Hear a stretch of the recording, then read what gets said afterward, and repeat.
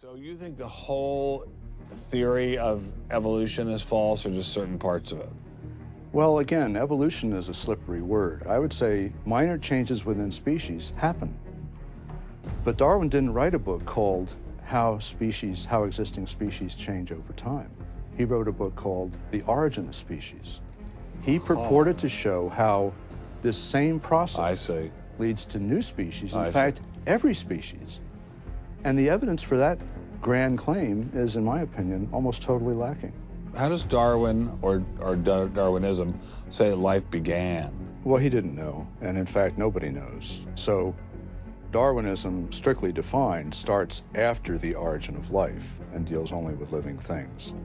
Well, how can there be a theory about life without a theory about how life began? Well, a grand overarching evolutionary story, of course, does include the origin of life, but Darwin's theory doesn't begin until you have the first cell. Well, does someone have a theory about how life began?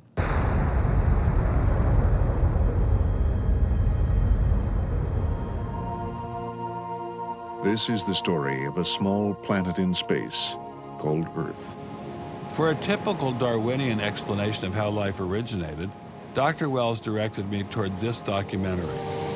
The chemical elements essential for life, hydrogen, oxygen, carbon, and nitrogen, were now in place.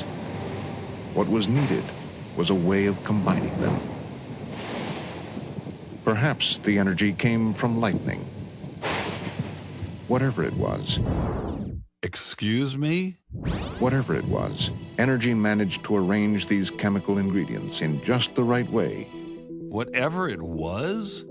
I was hoping for something a little more scientific. The most popular idea has been that life emerged spontaneously from primordial soup. In 1953, Stanley Miller mixed water, methane, ammonia, and hydrogen to simulate the early Earth's atmosphere. Then he ran electricity through it in an attempt to jumpstart life. It's alive! It's alive! It didn't work. While the initial results seemed promising, 50 years later, most serious scientists have abandoned this approach in favor of alternate theories. Prominent Darwinist Michael Roos attempted to explain one of them to me. He wasn't kidding. How did we get from an inorganic world to the world of the cell? Well, one popular theory is that it might have started off on the backs of crystals. My crystal ball. Molecules piggybacked on the back of crystals forming, and that this led to more and more complex. But of course, the nice thing about crystals is every now and then you get mistakes, mutations, and that this opens the way for natural selection. But at one point there was not a living thing, and then there was a living thing. How did that happen? Well, this is I've just told you.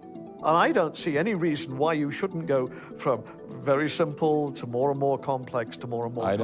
I don't either, but I don't know how you get from mud to a living cell. That's my question. Yes, well, I've told you. I think it's on the back try of one more crystals. time. On the backs of crystals. On the backs of crystals is at least one hypothesis, yes. So that's your theory, and you think that is more likely and less far-fetched than intelligent design? I think it is. I wouldn't put Ben Stein's money on Dr. Roos's joyriding crystals, but it did make me wonder, what were the chances of life arising on its own? It's been speculated that probably there would have to be a minimum of about 250 proteins to provide minimal life function. If that's really true, then I think it's almost inconceivable that life could have happened in some simple step-by-step